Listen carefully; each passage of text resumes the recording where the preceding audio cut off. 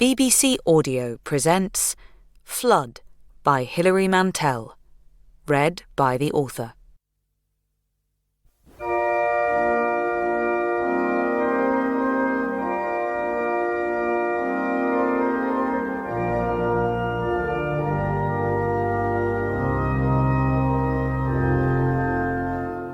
On Wednesday, the bishop came in person. He was a modern prelate, brisk and plump in his rimless glasses, and he liked nothing better than to tear around the diocese in his big black car.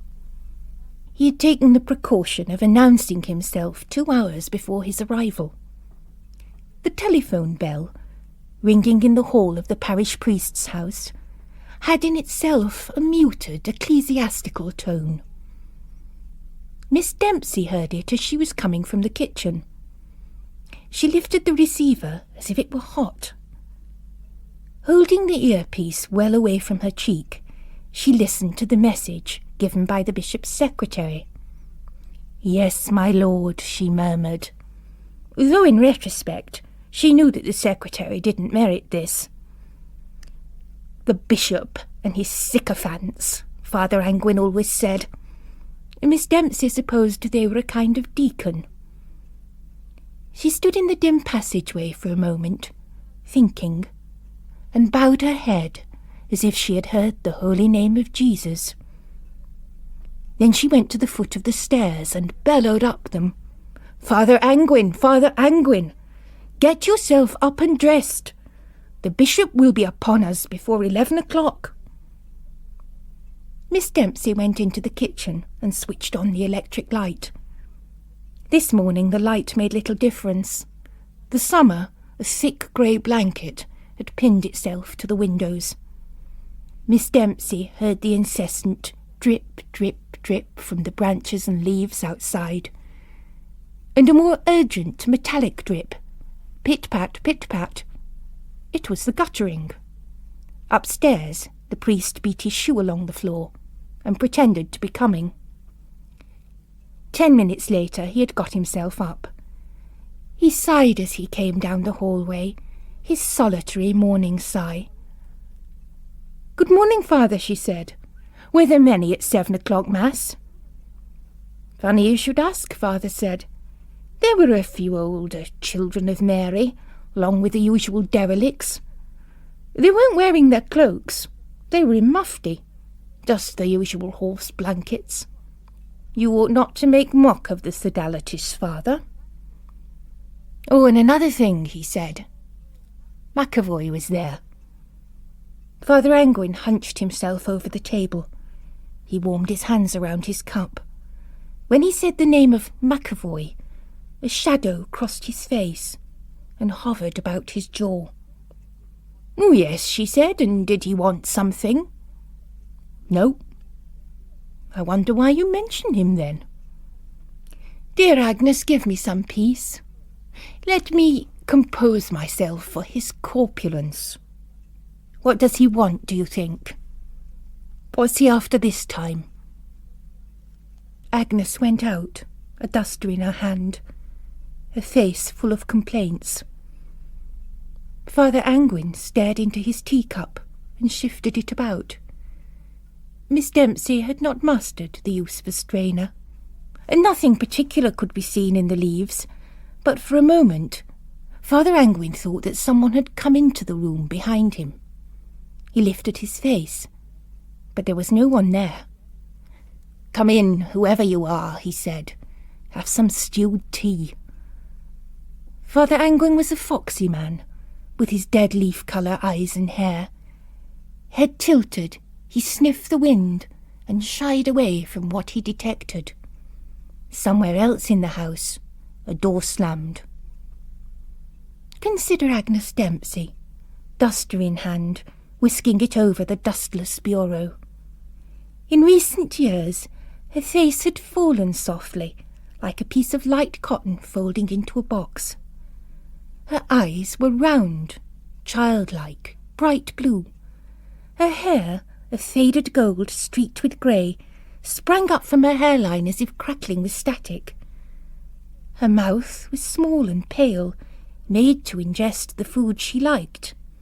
Eccles cakes, vanilla slices, miniature chocolate Swiss rolls which came wrapped in red and white foil. It was her habit to peel off the foil carefully, fold it thin as a pencil, twist it into a ring, and pop it on her wedding finger. Then she would hold out both hands and appraise them with a frown. Then she would rest her hand on her knee for a little while, then remove the ring, intact, and throw it on the fire. This was Miss Dempsey's private habit, which no one had ever seen. Above her upper lip, on the right-hand side, she had a small flat wart. It was hard for her not to touch it. She was afraid of cancer. By the time the bishop came bustling in, Father Angwin had got over his hangover. He sat in the parlour with his neat, ingratiating smile. Father Angwin, the bishop said, crossing the room and taking him in a grip. Hand squeezing upper arm, hand pumping hand, quite beside himself with joviality, and yet those episcopal bifocals glinting and swimming with suspicion, and the episcopal head turning from side to side, like a mechanical toy that you shoot for at a fair. "Tea?" Father Angwin said. "No time for tea," said the bishop. He took up a stance on the hearthrug. "I've come to talk to you on the subject of uniting all right-thinking people in the family of God. The next decade is the decade of reconciliation, the decade of the many in one." "You're talking like a person right outside my experience," Father Angwin said. The bishop looked severely at the priest and swayed a little on the spot. "The ecumenical spirit," he said. "Don't you feel it on the breeze? Don't you feel it wafted to you on the prayers of 1,000,000 Christian souls?" "I feel it breathing on my neck." Agnes Dempsey came in with a tray. "Oh, since you've brought it," the bishop said. When Father Angwin had poured the tea, the bishop picked up his cup and jiggled it in his hand and took a scolding gulp. Standing before the fireplace, he turned his toes out more widely and placed his superfluous arm behind his back and breathed in a noticeable way. "I want to look at the church," he said. The Church of St. Thomas Aquinas was a massive building. Its walls were plastered by deposits of soot and grease, so that their original grey was black. It was in fact less than 100 years old. It had been built when the Irish came to Featherhorton to work in the 3 cotton mills. But someone had briefed its architect to make it look as if it had always stood there. The church's inner spaces were aggregations of darkness, with channels of thicker darkness between. There were plaster saints, which the bishop now surveyed as best he might, and before them, in severe iron racks that looked like the bars of a beast house, devotional candles burned. "These statues," said the bishop. "Have you a pocket torch?" Father Angwin didn't reply. "Start here," the bishop demanded.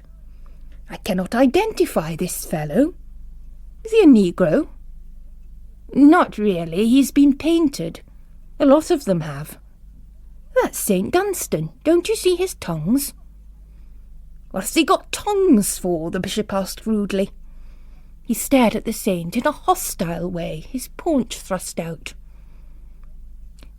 "He was working at his forge when the devil came to tempt him, and the saint seized his nose with red-hot pincers." "I wonder what sort of temptations you might get while working at a forge." The bishop peered into the darkness. "There are a lot of them, Father. You have more statues than any church in the diocese. How did you get them? Where did they come from?" "Oh, they were here before my time." They've always been here. You know that is impossible. Who's this woman with the pliers? The place is like an ironmonger's. That's Apollonia. The Romans pulled her teeth out. She's a patron saint of dentists. Nobody bothers with her. They never light a candle. They don't go in for dentistry here. Their teeth fall out quite early in life. They find it a relief. Pass on, said the bishop.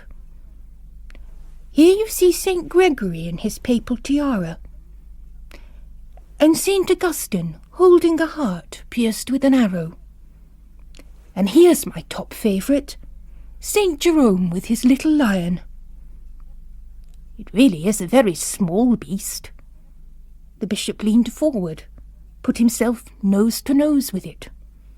Not realistic at all. In the north aisle there were more saints. St. Bartholomew clutched the knife with which he had been flayed. St. Cecilia, her portable organ. A virgin, with a foolish expression imparted by a sickly smile and a chipped nose, held her blue arms out stiffly under her drapery, and St. Teresa, the little flower, glowered from beneath her wreath of roses. The bishop looked up into Teresa's face and tapped her foot. I make exceptions, Father, he said. There are saints for our time, and this one here is a shining example to all Catholic womanhood. Perhaps this one may stay. I will give it consideration. Stay, the priest said. Where are they going? Out, the bishop said. And where, I care not. Somehow, Father Angwin, I shall drag you and your church and your parishioners into the 1950s, where we all quite firmly belong. I cannot have this posturing, Father. I cannot have this idolatry. But they're not idols. They're just statues. They're just representations. And if I were to walk out into the street, Father, and I were to lay hold of one of your parishioners, do you think they would be able to distinguish, to my satisfaction, between that honour and reverence that we give the saints and that worship which belongs to God? Windbag, said Father Angwin. De-Christianizer. Saladin. He pitched his voice up. It isn't what you think. But the people here are very deficient in the power of prayer. They are simple people. I am a simple man myself. I'm aware of that, the bishop said. The saints have their attributes. They have their areas of interest. A congregation latches on to them. They must latch off, said the bishop. I won't have it. These are to go. As he passed Michael the Archangel, Father Angwin looked up and saw the scales in which that saint weighs human souls. And he dropped his eyes to Michael's foot, a bare, muscled, claw-like foot that had sometimes seemed to him like the foot of an ape. He passed under the gallery, into the thicker velvet blackness, where St. Thomas himself, the angelic doctor, stood central and square on his plinth, the star which he held in his fine hands, shedding lightless rays into the greater dark.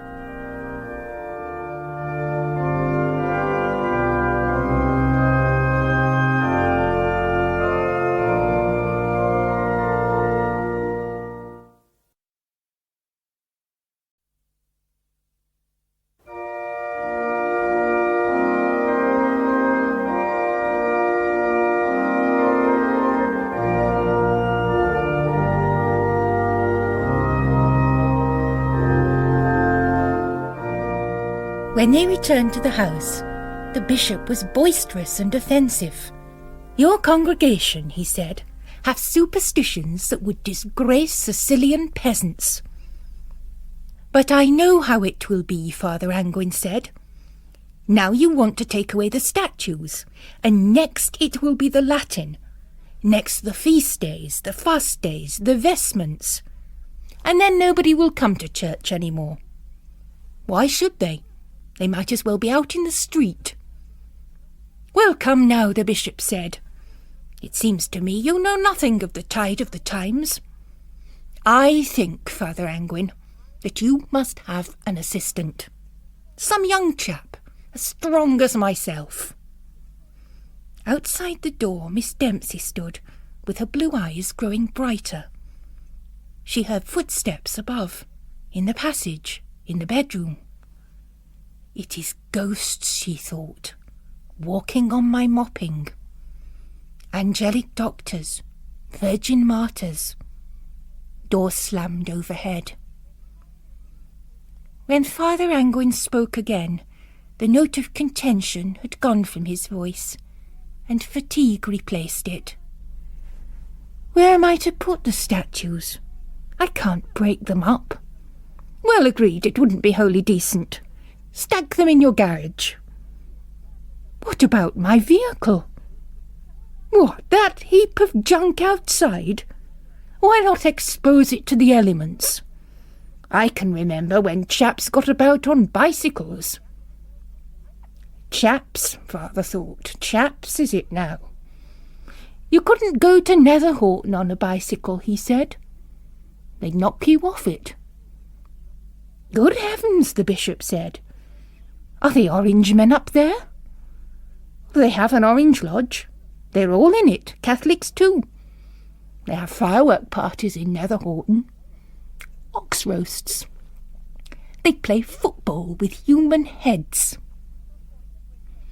At some point you exaggerate, the bishop said. I am not sure at which. Now then, Father, I have pressing business elsewhere. You may keep Thomas Aquinas, St. Teresa the Little Flower, and the Holy Virgin herself. Only try if you can get her nose repaired. When the bishop came out into the hall, Miss Dempsey wiped her hands on her pinny and knelt on the floor. May I kiss the ring, my lad? Oh, get away, woman, get into the kitchen. The bishop cannot abide the piety of the ignorant, Father Angwin said. 2 strides carried the bishop through the hall. A thrust of his arms carried him into his cape. He threw open the front door, tussling on the path with the damp, windy day. He eased himself into his driver's seat, grunting a little.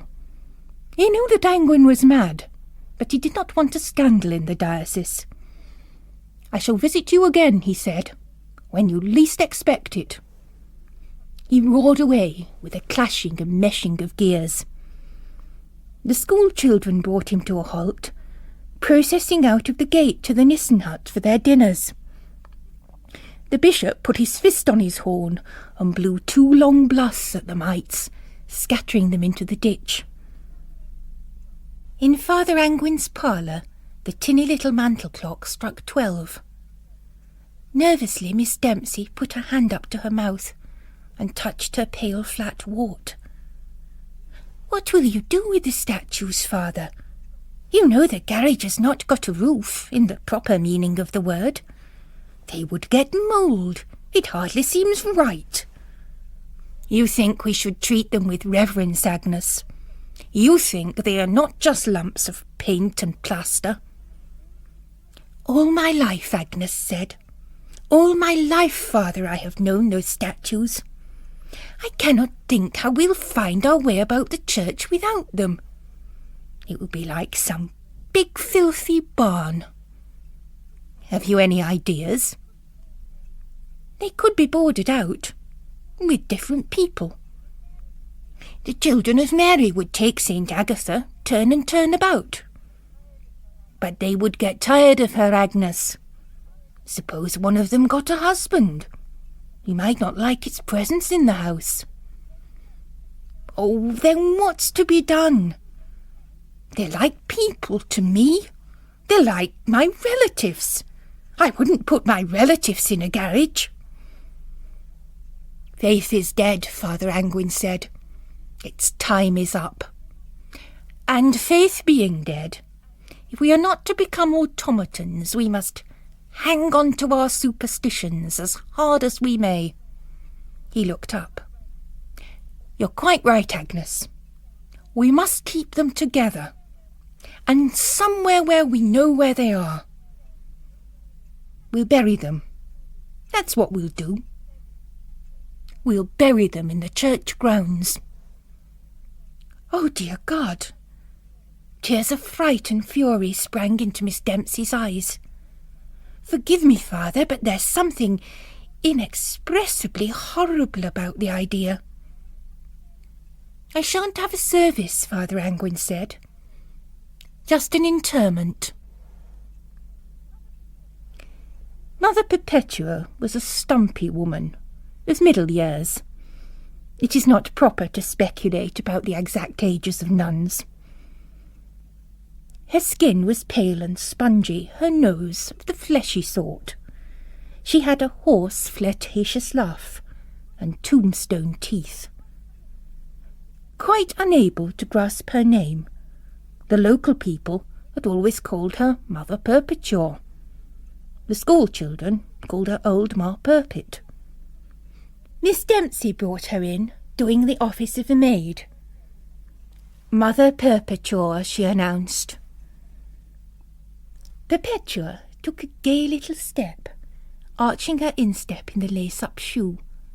She swished a little with her cane, which she always carried in case she saw a child that needed subduing.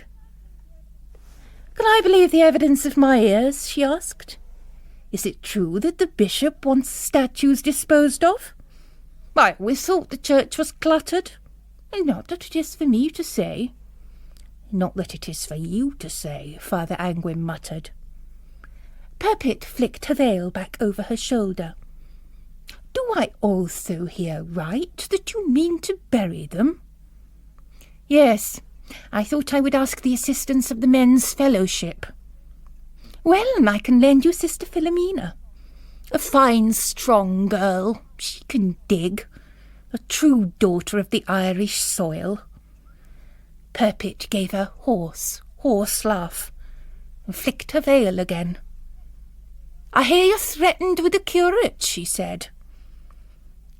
Between Mother Perpetua's two front teeth there was a gap. Father Angwin found that it attracted his eye.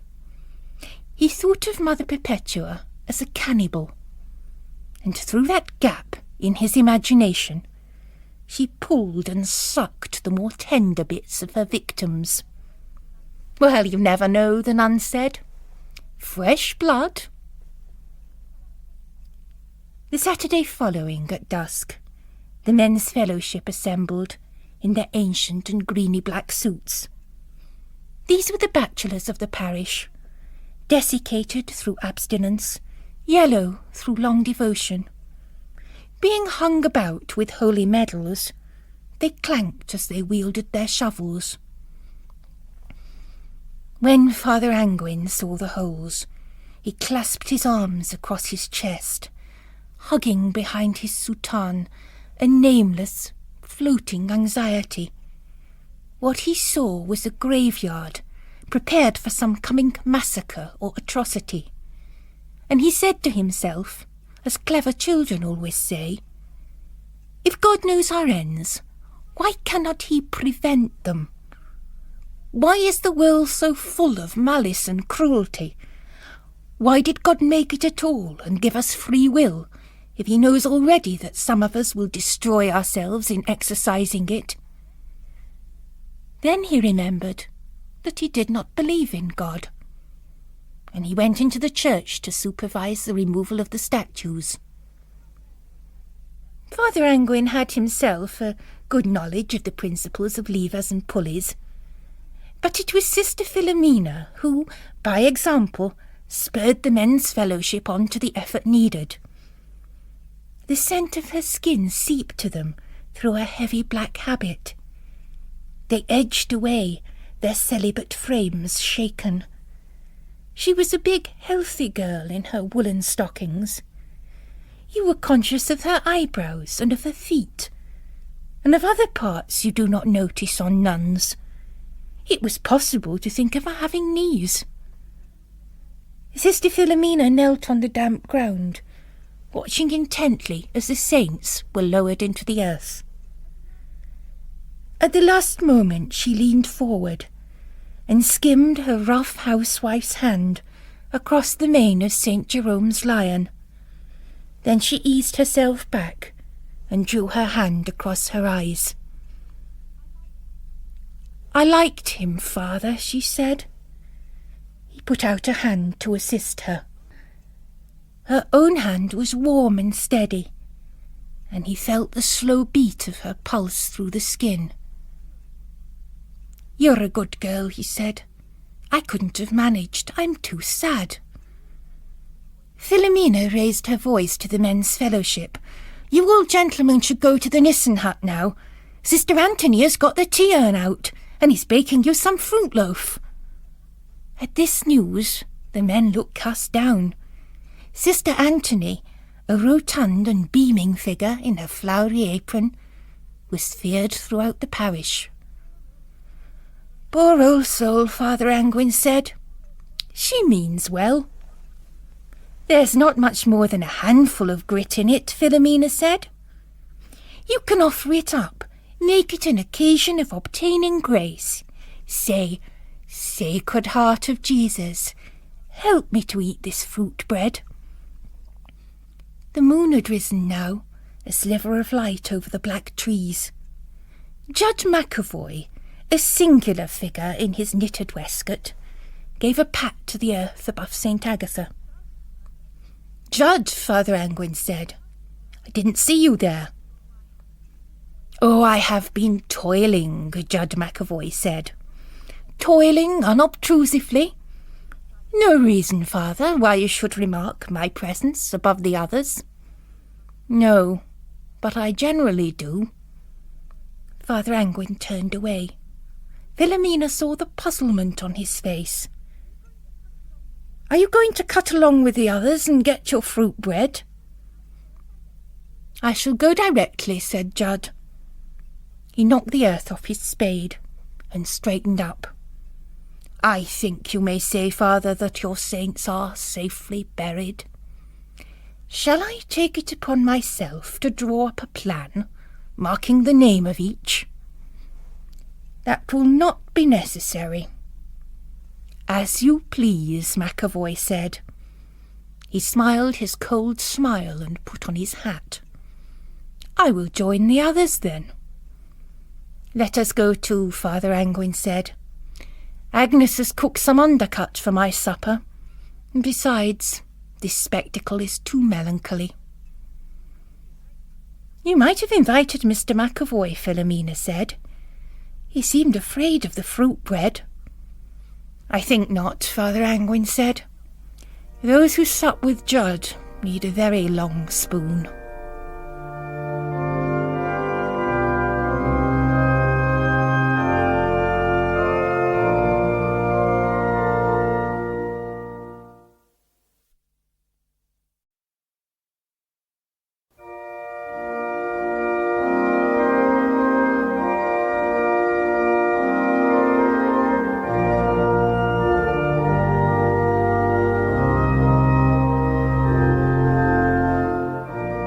At 9 o'clock on a very wet evening, Miss Dempsey heard a knock at the front door of the presbytery. She took this ill, because it was usual for the parishioners to come to the kitchen door at the side. The nuns similarly knew their place. So who can this possibly be, she wondered. She opened the door a crack.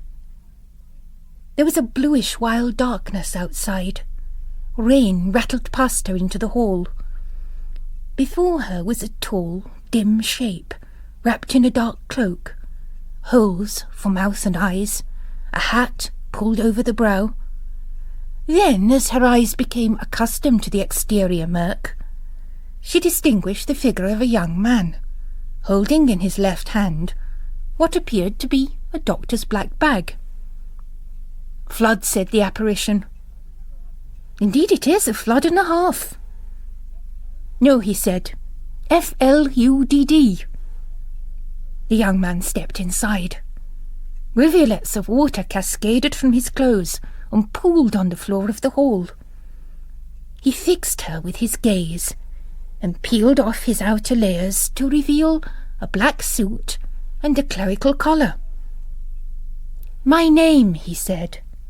"F-L-U-D-D. My name is Fludd."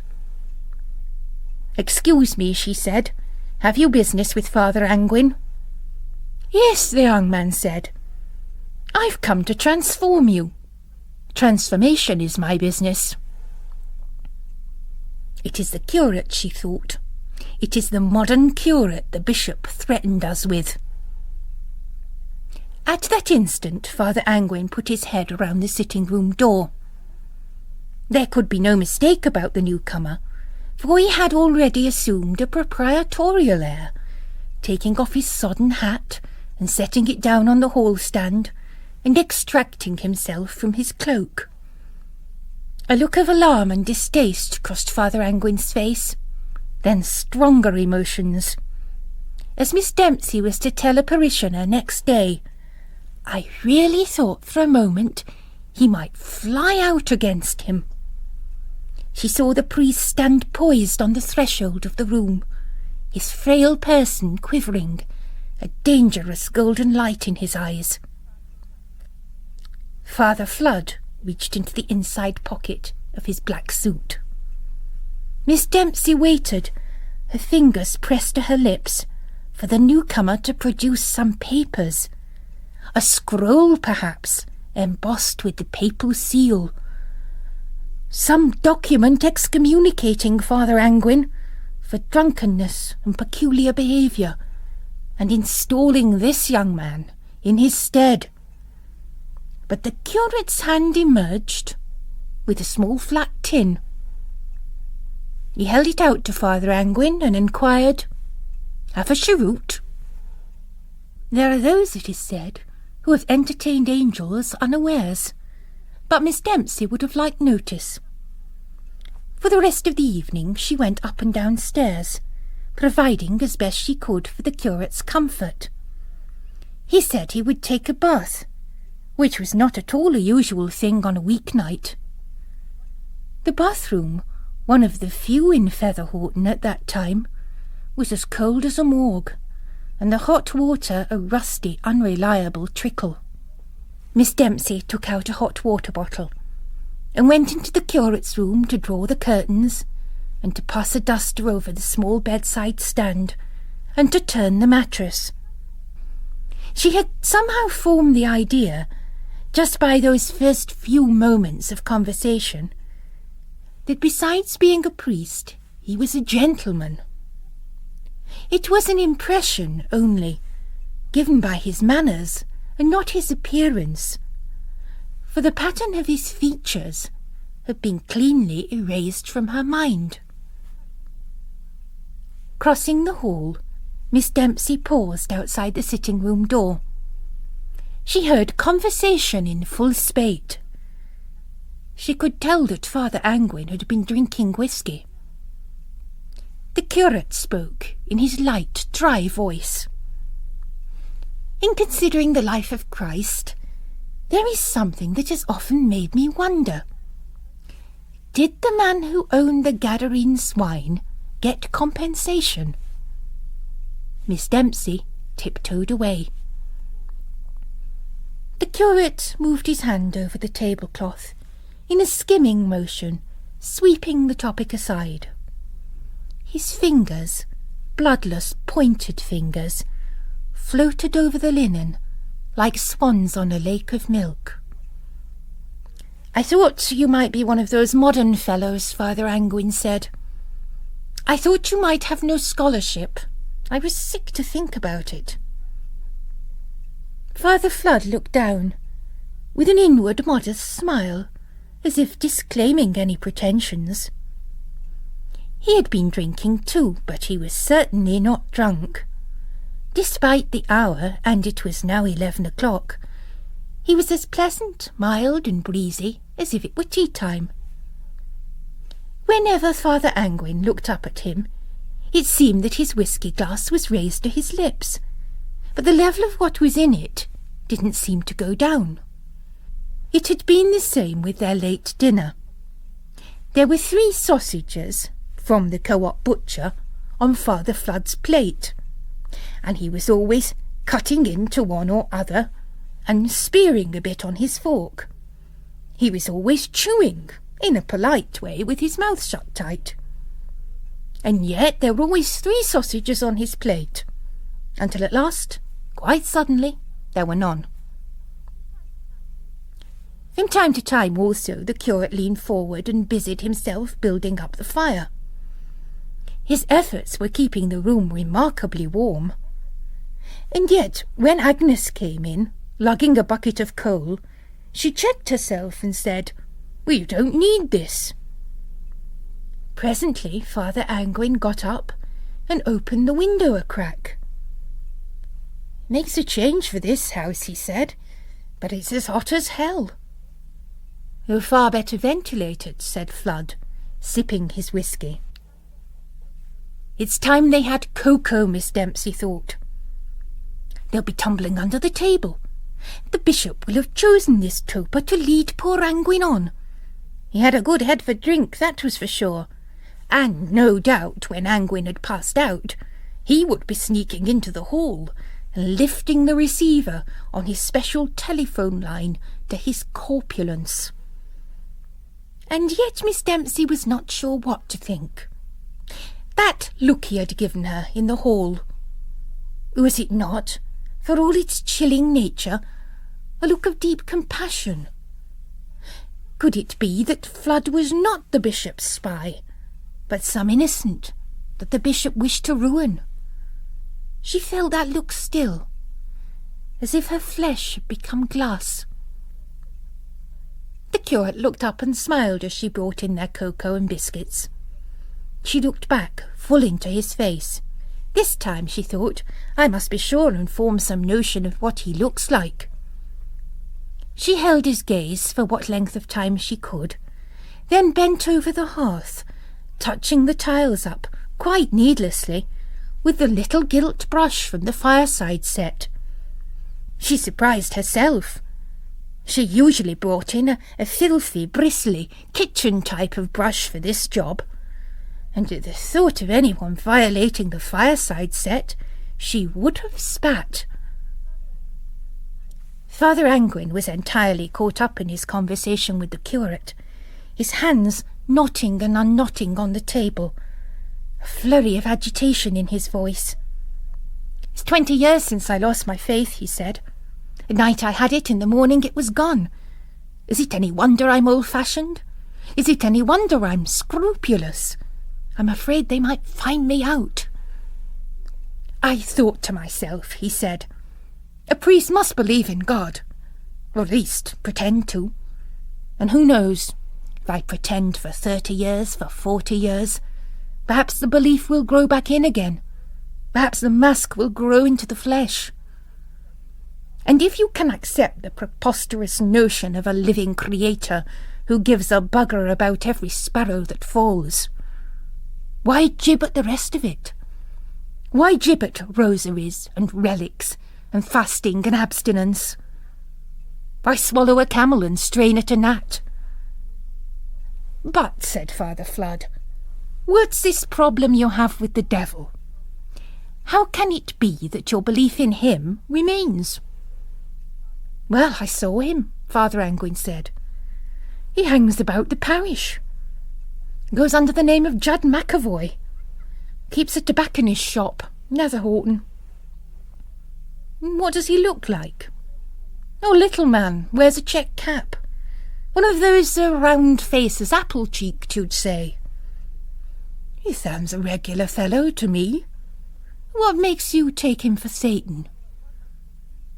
"Well, one afternoon," Father Angwin said, "I was walking about the church grounds, making my circuit, just having a think to myself. And there the fellow appeared to me, just bobbed up from nowhere, and raised his cap. He smiled at me, and by God I knew him.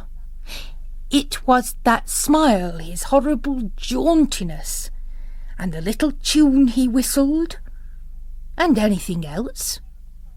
Perhaps the smell of sulphur. It stank out the afternoon. Sulphur, said Fludd, may be taken as definitive. The two men sat on, talking through the night. Soon it came the peevish dawn. The fire fell to ash. Father Angwin felt his way upstairs in the dark. He lay down, removing only his shoes, and fell at once into a deep sleep. When he woke up, he didn't know what time it was. His mouth felt dry. There was unaccustomed sun outside the window. He lay thinking, not caring about anything very much. It seemed possible, probable even, that he had dreamt Father Fludd. The details of their conversation were remarkably clear, but he found he couldn't call the young man's face to mind. Bits of it he could get, an eye, the nose. He couldn't somehow fit it together. Then, in his stocking feet, his shoes in his hand, he crept down the passage and pushed open the door of the curate's room. Fludd was in bed and asleep. He lay on his back, staring sightlessly at the ceiling, and his reserved, almost severe expression forbade Father Angwin's close inspection. The room smelled of incense. Father Fludd wore some kind of old-fashioned nightshirt, starched and with a ruffled collar. It was a pattern that Father Angwin had never seen before, and immediately it excited his envy. If Fludd is the bishop's spy, he thought, I am ruined. But would any spy sleep so soundly? Then he thought, I am ruined anyway. He looked down at the motionless waxen image. He wondered if he should take the curate's pulse. But no. If Father Fludd was in the habit of dying during the night, that was his own business. A fragment came back to him from last night's conversation. Had not the curate quoted Voltaire? It is no more surprising to be born twice than to be born once.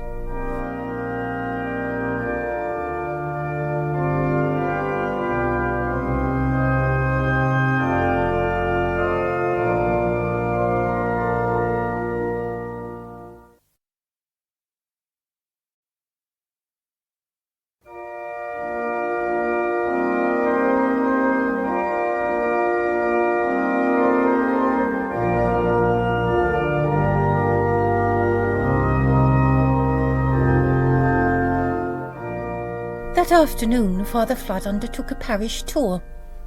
Father Angwin conducted him to the front door. They may ask you into their houses, he said. For God's sake, don't eat anything. Be back before dark. By the school gates, Fludd met a bunch of little wild-looking children. They had scabs on their knees, and their heads were shaved to deter lice. Each one of them clung onto the neck of his misshapen jersey. We saw an ambulance, Father, they said. Touch me shoulder, touch me knee, pray to God it won't be me. Then we have to hang on to us collars till we see a white dog. We haven't got collars, Fludd said. Where they would be if we had, the children explained. Well, Fludd said, hope you see a white dog soon. On Church Street there were cobbles underfoot. Through gaps in grey hedges he glimpsed fields, hummocks of coarse grass flattening in the wind. He stopped to examine a leaf. He wetted his finger and passed it over the surface. He licked his finger. It tasted of soil and smoke. Below him he saw the mill chimneys of Featherhorton, like the towers on which the heathens placed their dead. In the main street, matrons with baskets over their arms interrupted their talk to stare at him as he went by. He raised a hand, half greeting, half blessing. In Chapel Street the ground climbed steeply. Back Lane was hardly alive to his presence. Soon the houses ran out. The street became a lane. There was no shelter here, not a house or a tree, simply the moors on the traveller's right hand, and on the left unfenced fields that had once been allotments. It was the railway workers who had rented them, for here you were not far, as the crow flies, from Featherhorton's small branch line station. But out of fear of brigands from Netherhorton, they had abandoned the site. The coops and sties were empty now, and damply rotting. Fludd struck out across country, swiping at the tussocks of grass with Father Angwin's umbrella. Presently, handing himself over a stile, he found himself in Netherhorton's main street. It proved to be a straggling settlement, with 2 dilapidated inns, the Old Oak and the Ram, and a tobacconist's shop shuttered, which must surely be the premises of the diabolic Judge McAvoy.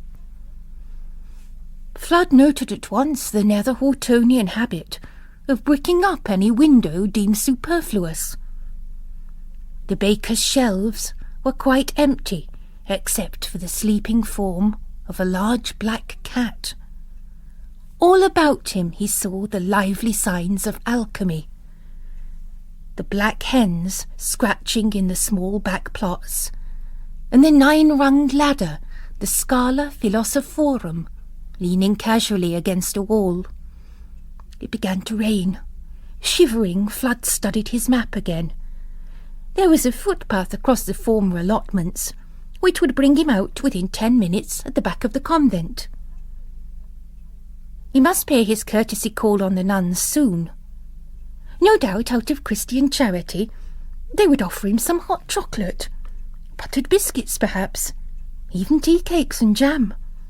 With fresh heart, he picked his feet out of the thickening mud.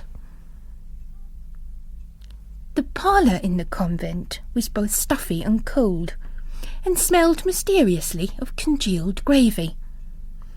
Fludd sat by the empty fireplace on a hard chair, waiting for Mother Purpit. Under his feet was dark, shiny linoleum. Over the mantelpiece, Christ hung in a heavy gilt frame, thin yellow tongues of light streaming from his head.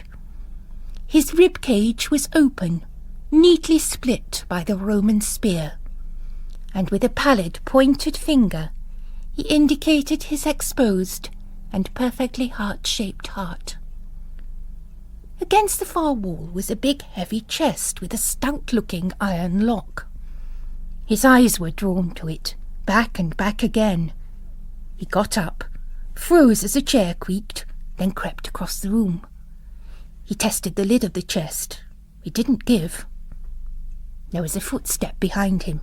He straightened up, smiling easily. Mother Perpetua cleared her throat. Too late to give a friendly warning, but just in time to make a point. "It is our clothes," she said. She indicated the chest. "Our clothes that we brought with us when we left the world. I keep the key." Father Fludd studied the chest. "Could I look into it, do you think?" "Oh, I don't think so. Is there some rule against it?" "Suppose the bishop were to find out?" Mother Perpetua came up behind him and stooped over the chest, proprietorially. And she cast an eye up at him sideways, from behind the jutting edge of her headdress. "Still, Father, I dare say I might make an exception." "After all," Fludd said, "there cannot be any harm in looking at empty clothes. And there must be some curious modes in that box." Perpetua slid a hand into the fold of her robes below the waist and fumbled there, and presently drew out a large old-fashioned iron key. Fludd wrestled with the lock. "It's not often opened," Perpetua said. "There are not many vocations these days." Fludd knelt and applied force. There was a grind, scrape, click, and it gave at last. At once a powerful smell of mothballs rose up. "Not sure why we bother to preserve them whole," Perpetua said. "Not as if anyone's going anywhere in them." Fludd reached into the chest and lifted up the topmost garment. It was a little white muslin frock with a sailor collar. Whose would this be? I dare say Sister Polycarp's. She always claimed a fondness for the senior service. Perpetua brought out a pair of shoes, with 2-bar straps and waisted heels. Next came a navy blue serge suit, of similar vintage, with a fitted waist and a bell-shaped skirt. I can picture Sister Cyril in that, or Sister Ignatius Loyola, either one. Oh, dear God, here's their underthings all wrapped up. Here's their corsets. There were 3 pairs of corsets rolled together. 1 12-it, 2 Excelsior. Fludd held them up like a map of the world and let them unroll with a clatter. Purpit giggled. "Oh, Father," she said, "this is not for your eyes, I'm sure." "What happens," Fludd said, "if you are sent to another convent of the order? Do you pack a case?" "Oh, we wouldn't carry them ourselves. Suppose we were run down and taken to hospital and they opened up the case. They wouldn't believe we were nuns at all. They would think we belonged to a concert party." "They're sent after you, then?" "What, they come by the carrier." "Oh, I see," she said, "but we don't have anything here for Philomena. Not that it's a loss. At the best it would be jumble-sail tat. You should have seen the state of her when she turned up here. 1 pair of stockings, and those in holes, her clodhopper's toe poking through. I've heard of holy poverty, but in my opinion you can go too far. I told Mother Provincial. I told her straight. Don't think you're going to turn my convent into a repository for the order's embarrassments, because I won't have it." "Heavens," Fludd said. "What had Sister Philomena done?" "She'd made claims for herself. She said she had the stigmata. She said her palms bled every Friday." "Did other people see this?" Perpetua sniffed. "Irish people saw it," she said. "But they sent her over to me to get her out of that unhealthy, excitable atmosphere." "And how is she now?" "Oh, she's over it now. I've seen to that." Sister Anthony toddled in, rotund and beaming, and put down the tea tray on the gate-legged table. "You could have had a sandwich," she said. "You could have had fish paste. But they said it was bad. They said it was off. Polycarp said it might have been in the desert for 40 days and 40 nights. I don't know. I couldn't taste anything off with it. I ate mine." As Mother Perpetua busied herself with the teapot, Fludd became conscious of a noise outside the door, a low rustle, a type of dull snuffling. "Who's there?" he inquired. "That is Polycarp, Cyril, and Ignatius Loyola. They want to be introduced." Fludd half rose. "Should we not let them in?" Perpetua smiled and poured the milk in a thin, high stream. "In good time," she said. She handed him his cup. "It occurs to me, Father," she said, "that the bishop made a wise choice. You're just the chap to modernise Angwin. His Grace would know, of course, that you could count on me for help." Father Fludd picked up one of Sister Anthony's biscuits. He bit into it and gave a cry of pain, dropped it to his knee, whence it bounced to the floor and skittered under the table. "Holy Virgin," he said, "I've nearly broke my teeth." "Oh, Lord, I should have warned you, Father. We are all used to them. We have a little toffee hammer that we pass about to deal with them. Would you like me to look in your mouth? I could see if there was any damage." "No, thank you, Mother Perpetua. Do go on with what you were saying." Angwin's in a world of his own, and uncontinued. "In the pulpit the other week he said the Pope was a Nazi. He said he was the head of the mafia. Oh, and then, of course, there's this ridiculous business about the statues." "Oh, of course," Fludd said. By now the scuffling outside the door had much increased. An impatient, rhythmic breathing was evident, the concerted effort of 6 lungs. "Oh, come in," Purpit cried, her patience snapping. Don't hang about there snuffling like a tribe of old dogs. Come in and meet Father Fludd, the great hope of our parish."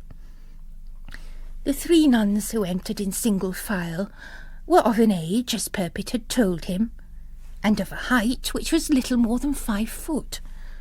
Looking from one lined, dim, paper-white face to the other, Fludd knew that he would never be able to tell them apart. Their habits smell musty, as if they never went out of doors. They took no exercise, apart from beating small children with canes, which they did fiercely, in a spirit of rivalry. Malice marked their countenances, and a kind of greed. "Are we not going to have tea?" one of them said. "The pot is big enough." "We could fetch cups," said another. "You have had your tea," said Purpit crushingly. The 3 nuns peered at the flood from beneath the starched parapets of their headdresses. "They're working on a tapestry," Mother Perpetua said. "Aren't you, Sister Polycarp?" "It is a big one," said Polycarp. "We do it ad Maiorum Gloriam Dei," said Cyril. "It is like the Bayer tapestry, but on a religious theme." "The plagues of Egypt," said Sister Cyril. "It is novel." "And edifying," said Polycarp. "We have done the plague of frogs, and the murrain, and the grievous swarm of flies." Sister Ignatius Loyola coughed a long hacking cough, then spoke for the first time. "Now we are up to boils."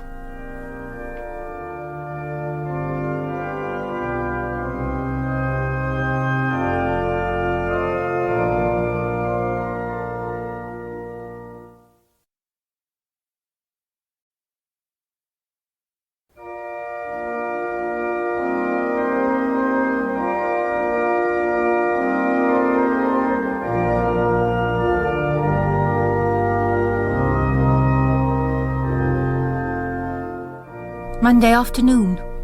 Kneeling in church alone, Father Fludd could hear the rain coming down, as hard as on the night he arrived in Featherhorton. It drummed unseen behind the stained glass, splashed and gurgled from the downspouts, fell alike on the just and the unjust. "Well," he thought, "these are the people, this is the place. What do I do next?" Behind him he could hear a ragged breathing. Something had come in at the far door and stood watching him while he prayed. He didn't turn his head. "I am breaking down," he thought, dissolving into destruction and despair.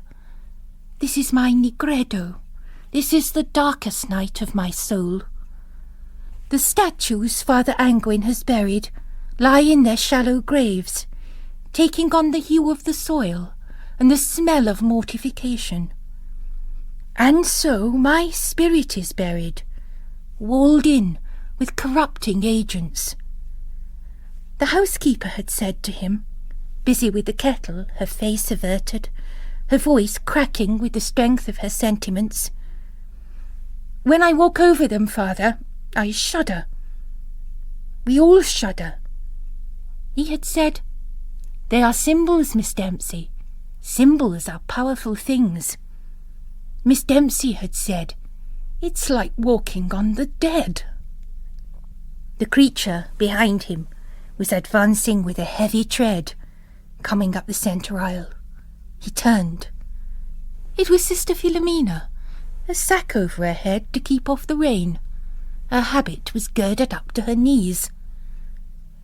Father Fludd stared at her feet. She said, "I've got a dispensation for Wellingtons, a special permission from Mother Provincial. It's always me they send out in the wet, not that I'm complaining. I like to get out. I'm getting a dispensation for a rainmate." "What are those?" Fludd said. "The plastic hoods that you can put over your head. See-through they are. When you fold them up, you can concertina them as small as that." She put out her damp fingers and showed him, "and put them in your pocket." "I hate plastic," Father Fludd said. "You would, you're a man." She corrected herself. "You're a priest." "You never have to clean. Plastic's easy clean. You just wipe it. I wish the whole world was made of plastic. Fludd slid imperceptibly from the kneeler to the bench. The nun took off her sack and shook from it a few dead leaves. She took out something from her pocket. "I've come to have a go at the nose," she said. Fludd followed her gaze up to the statue of the Virgin. It seemed a hammer blow had taken the tip of her nose clean off. "I did that," Philomena said. "It didn't seem reverent altogether, but I needed a flat bit to start with. So now I've been trying with plasticine." She held it out on the palm of her hand, kneading different bits together to try and get the shade. "I think she should be darker," Fludd said. "Realistically. She came from an eastern land." "I don't think the bishop would take to that idea. Will you excuse me, Father? I have to get up there on that bench." "Oh, of course." He stood up quickly and moved away. Philomena made a deep genuflection to the altar, then kicked off her Wellingtons. Spry and nimble, she stepped up onto the bench and stretched out to reach the Virgin. "What would you think?" she said. "Make the nose first and then slap it on, or try and work it while I'm up here?" "May I try? I'm taller." He stepped up beside her. She took a sideways step to accommodate him. He took the plasticine from her fingertips. It was the colour of bloodless skin and cold to the touch. He worked it in the palm of his hand. Sister Philomena watched intently as he reached forward and planted his model on the statue's face. He could feel her attention fastening on his hand. He could smell the wet surge of her habit. Looking sideways, he could see the white blonde down on her cheek. As if to steady herself, she put out a hand to the Virgin's slippery shoulder, and it lay there, cold and blue-veined, against the blue of the painted cloak. For a moment Fludd supported the girl, a hand under her elbow. Then he leapt backwards to the floor. He stood off to consider. "Not a success," he said. She dropped her eyes, despondent. "I shall never get it remodelled, not even with your help, Father. We have perfectly good statues, mouldering under the ground." He looked up. "Do you think they're mouldering? You too?" "Oh, you frighten me." She touched the black cross that hung on a cord around her neck. "Oh, it's just an expression I used." She looked down, then blushed. She began to fumble and tug at her skirts. "I didn't think anyone would be here," she said. "I usually kilt up my habit when it rains, only don't tell on me. It gets so miserable when you're muddy round the hem for the rest of the day." But when they left the church, they found that the rain had stopped. A weak sunlight washed the tree trunks. Light glazed the puddles and made them opaque. It seemed that the ground had been set for a banquet, with shallow white china bowls. That evening, Father Angwin heard confessions. The first penitent came shuffling into the box and knelt and kept silence, as if waiting for him to speak first. After a while it occurred to him that this was some Nether Hortonian, who had come back to church after 20 or 30 years, hoping that the new priest was a soft touch, who did not know where to begin on his or her sins, who might anyway have forgotten the usual form of words. Encouragingly he prompted, "Bless me, Father, for I have sinned." At the sound of his voice there was a small sigh, and a further silence. He waited. It was clear to him that the Nether Hortonian had hoped for Fludd. "Well, now you're here," he said, "you may as well get on. Don't worry, I'll help you out. Why don't you take it a decade at a time? But first tell me, how long is it since your last confession?" "Not long," the penitent said flatly. It was a woman. Her age he could not guess. "I've nothing to tell, really. I could ask you a question." "All right, your question, then." The penitent took a deep breath. "Can you have jam on a fast day?" Father Angwin considered. I don't know if canon law touches on the point. I would advise let there be jam in moderation. Don't be a glutton for jam. I have another query, the penitent said. May dripping be used for pastry, or is it allowed only for frying fish? God help them, Father Angwin thought. Accustomed as they are to living on gruel, shall I live to see the day when their tastes are broadened, their puny physiques improved? I can't tell you right off. But, he said, I could ask my housekeeper.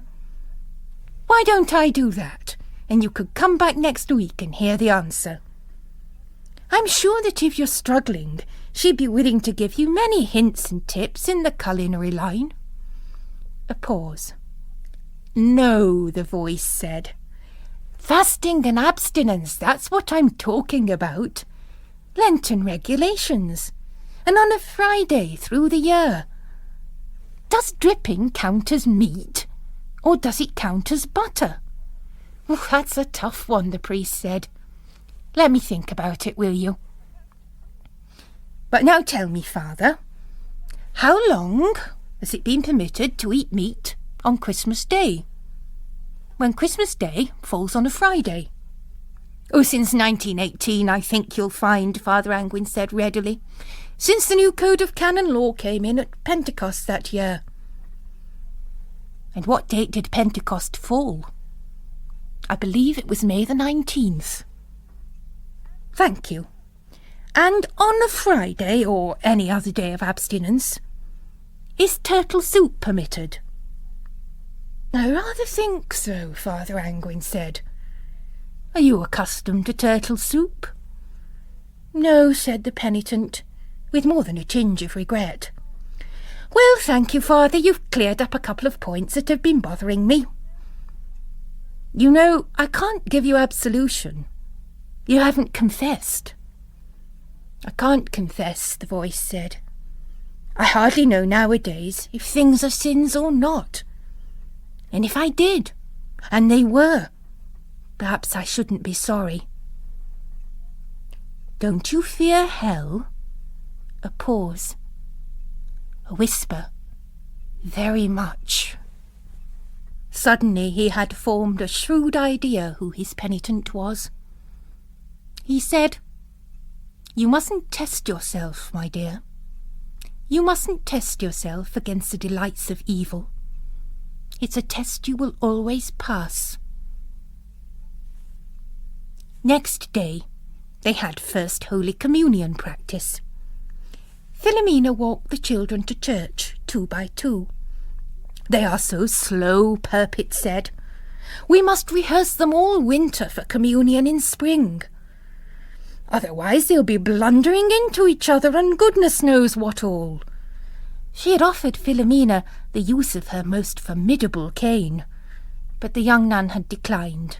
She knew perfectly well that Purpit would like to use it on her. If only there were a bit of light in the place, she thought. The children's skinny shapes pressed into the benches like a file of ghosts. Philomena picked up a fistful of candles, lit them from those that were burning, and juggled them into their holders. Now, she said, begin. At once and all together, the children leapt up from their kneelers, tripping over each other's legs, scrabbling for the centre aisle. Stop, stop, stop, Philomena yelled. Back, back, back. As you were. Kneel down, close your eyes, join your hands. When I give the word, first child, stand up, walk. Second child, stand up, walk. Follow on in a line.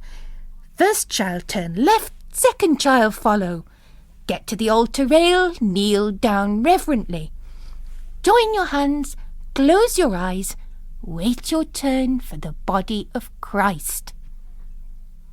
At first they tended to close their eyes at the wrong time and bump into each other. But after half an hour you could see they were beginning to get the idea. Philomena stood at the back of the church, looking up the centre aisle. From behind St. Thomas Aquinas, the cold saint with the plaster star, she heard a whisper, a rustle, like the feet of a family of mice. Then she felt eyes resting on her. She knew at once that it was Fludd. "Once more," she called. "Eyes closed now, heads down, say a little prayer. And when I give the word, now." She waited only long enough to see the first child, the second child on their feet, and embarked on their march. Then she turned urgently. "Father, Mother Perpetua has taken me off being sacristan. She saw us the other day when we were mending the nose. She's in a rage with me. I want to talk to you. There are some things I must ask you." "Yes," Fludd said. It was as if the angelic doctor had spoken. Fludd's black form could hardly be discerned. "At the allotment," she said, "there's a shed." "See you there then," Fludd said.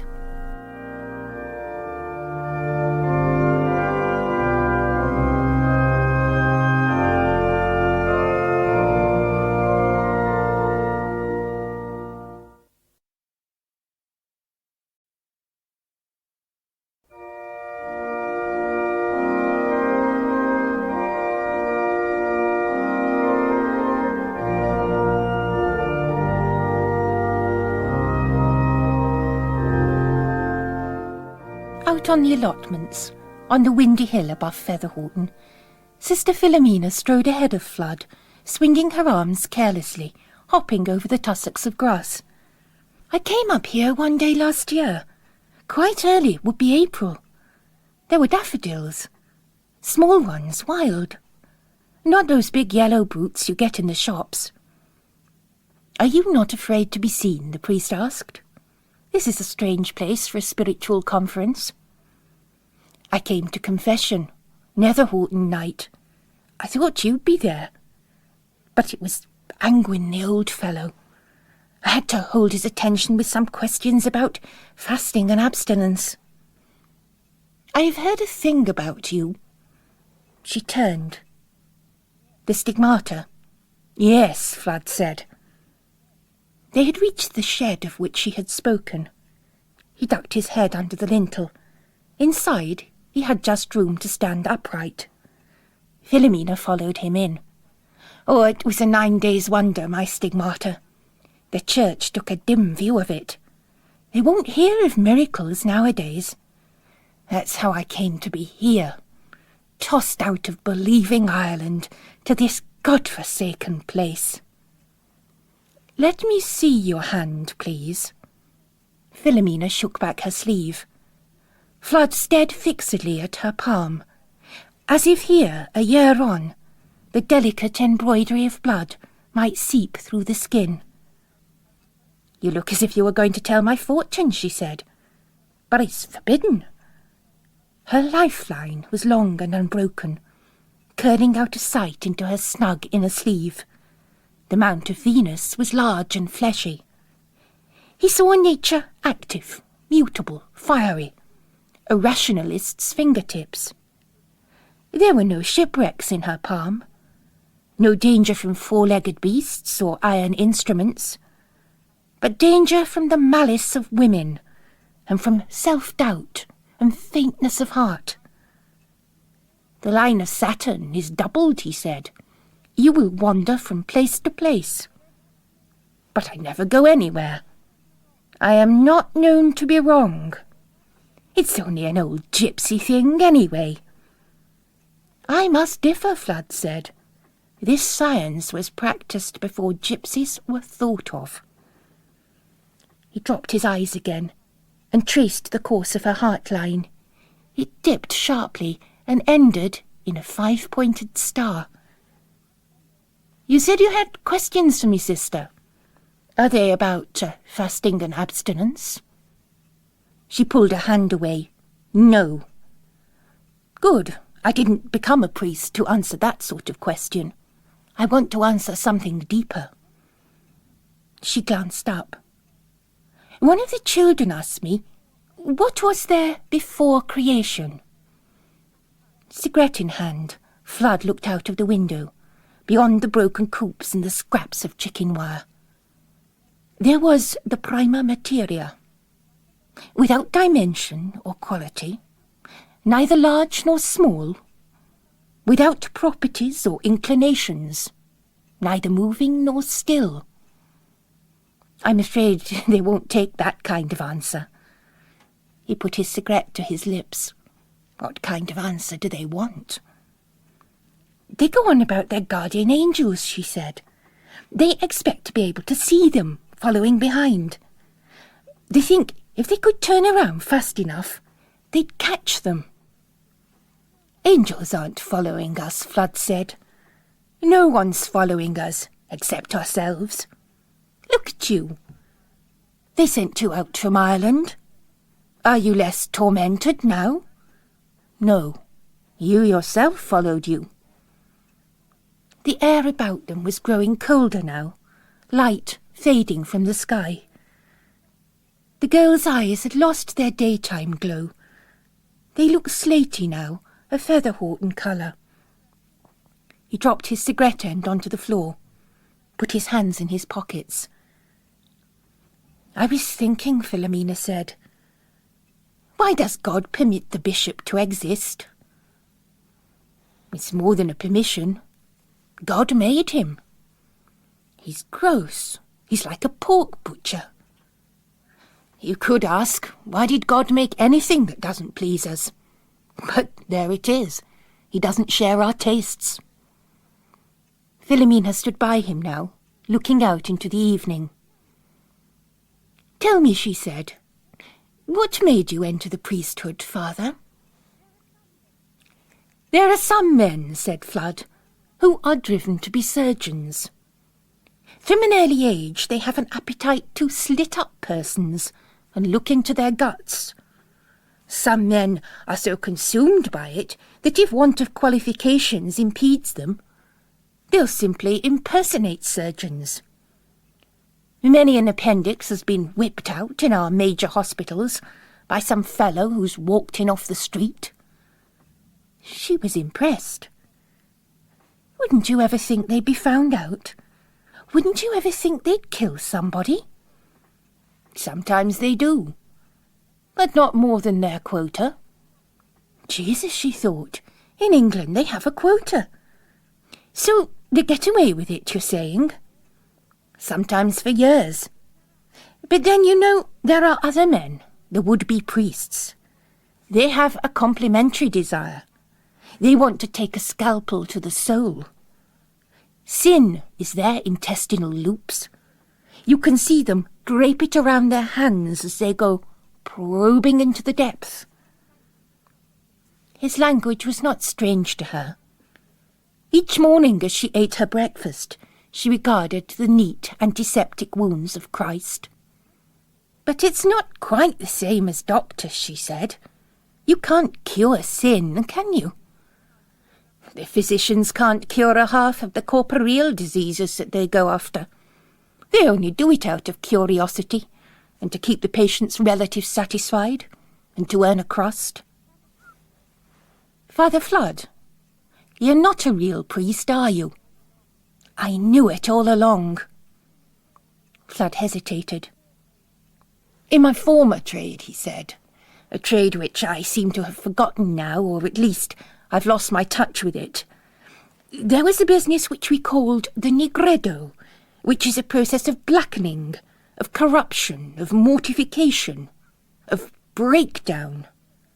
Then there is a process that we call the albedo. It's a whitening. Do you see? She seemed afraid, looking at him with her eyes large, her expression drawn. What is that trade? It was a deep science, he said, releasing spirit from matter. It should be every man's study. A killer does that, when he kills. Is that a deep science? There are things in oneself that one must kill. Oh, I know, she said. The flesh and its appetites. I've been hearing it since I was 7. I'm sick of hearing it. Don't you start. I meant something else, really. I meant there are times in life when you must murder the past. You must take a hatchet to what you used to be. It's hard, very painful. But it's better to do it than to keep the soul trapped in circumstances it can no longer abide. It may be that we had a way of life that used to satisfy us, but it does so no more. Or a dream which is soured by long keeping, or a pleasure which has become a habit. Outworn expectations, sister, are a cage in which the soul rots away like a beast in a menagerie. And as for the flesh, I think we must accommodate it somehow. Otherwise, as you say, the most blessed men would be the executioners. Besides, grace perfects nature. It doesn't destroy it. Who says so? Well, Fludd said, unwilling to name-drop, St. Thomas Aquinas. She put out a hand, that palm on which he had already seen the star of a happy destiny. Oh, him, she said. He was always a friend of mine. When they left the shed, Fludd fell silent. The hand he offered to steady her over the rough ground hardly seemed to be the hand of a human being, so spare and chilly was the flesh. The stile, Fludd said, just ahead of us now. Can you manage? They reached it. He mounted first. Philomena was half over, putting out her long leg in its thick fuzzy stocking. A shape materialized. From, it seemed, the ditch. Good evening, Fludd said. Mr. McAvoy, isn't it? McAvoy approached and took out a pocket torch and shone it. His face wore its normal expression, amiable but knowing. Taking my constitutional, he explained. In the dark? It is my habit, said McAvoy. I seem, Father, better equipped than you and Sister Philomena. Would you care to borrow my torch? Father Fludd can see in the dark, she said. Handy, said McAvoy. His torch beam travelled downwards. It came to rest on her leg and slithered over it, as if her stocking had fallen down. Come, sister, Fludd said. Don't stick there, hop over. He held out his hand. The tobacconist was there before him, courtly but insistent. Then he touched his cap and was gone. His exit was as sudden as his entrance, sucked away into the murk. Philomena shuddered. Father Angwin says he's the devil, and the way he rose up just now, out of nowhere it seemed to be. I can do that myself, Fludd said. I have my exits and my entrances. It's cheap, a conjurer's trick. Sister Philomena came to a halt. How do I know that it's not you who's the devil? A man who pretends to be a priest and gets people's confidence? You must choose, Fludd said. I cannot tell you what to think. If you think I'm bad for you, I won't try to talk you out of it. Bad for me? She was aghast at his choice of word. Man or devil, she thought. You'll only damn my immortal soul. That's all you'll do. But if I were a devil, Fludd said, I would have a relish for you. It is strange that though you would think the devil a man of fiery tastes, there is nothing he likes better at his banquet than the milk-toast soul of a tender little nun. If I were the devil, you would not be clever enough to find me out. Not until I had dined on you, and dined well. A long-drawn wail came from Sister Philomena, a wail of shock and distress. Then she began to cry, putting her knuckle against her mouth to stifle the noise. In the convent parlour, Mother Perpetua waited for her, sitting upright by the dead fire, smiling in the dark. That night she tossed on her hard bed, aching with the bruises from Purpit's fists.